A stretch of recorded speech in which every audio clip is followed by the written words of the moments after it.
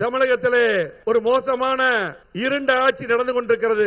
இந்த ஆட்சியை வீட்டுக்கு அனுப்பி இன்றைக்கு 50 ஆண்டு இல்லாத வளர்ச்சி தந்த எடப்பாடி அவர்கள் மீண்டும் முதலமைச்சராவது உறுதி. அந்த அடிப்படையிலே இன்றைக்கு பாரத பிரதமர் அவர்கள் இன்றைக்கு மேக் இன் இந்தியா திட்டத்தை கொண்டு வந்து கோவைக்கு மட்டும் 3300 கோடி டிஃபென்ஸ் கார்டர் திட்டத்தை கொடுத்தார்கள்.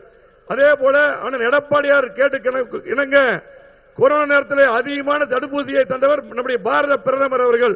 அதே போல ஆபரேஷன் சிந்தூர் இன்னைக்கு தந்து நம்முடைய மானத்தை காப்பாற்றியவர் பாரத பிரதமர் அவர்கள். அதே போல எடப்பாடியார் அண்ணன் கேட்டு இணங்க ஒரே ஆண்டிலே 11 மருத்துவக் கொள்கை தந்தது பாரத பிரதமர் அவர்கள்.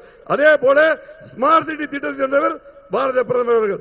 அதே போல ஜிஎஸ்டி 2.0 5% மற்றும் 18% கொண்டு வந்தது மாண்புமிகு பாரத பிரதமர் நரேந்திர மோடிஜி அவர்கள். அதே போல அமெரிக்கா, இஸ்ரேல், ஈரான் போர் நடக்கும் பொழுது நமக்கெல்லாம் எந்த பிரச்சனை நாட்டுக்கு இல்லாமல் பார்த்துக்கொண்டு அதிகமான டீசல் பெட்ரோல் எல்லாம் அற்புதமாக ஒரு மாதம் 5 கப்பலில் வர வச்சார் மாண்புமிகு பாரத பிரதமர் நரேந்திர மோடிஜி அவர்கள். இங்கே தமிழகத்தில் நடந்து கொண்டிருக்கூடிய திமுக ஆட்சி இன்னைக்கு மக்களுக்கு பாதுகாப்பு இல்ல, பெண்களுக்கு பாதுகாப்பு இல்ல.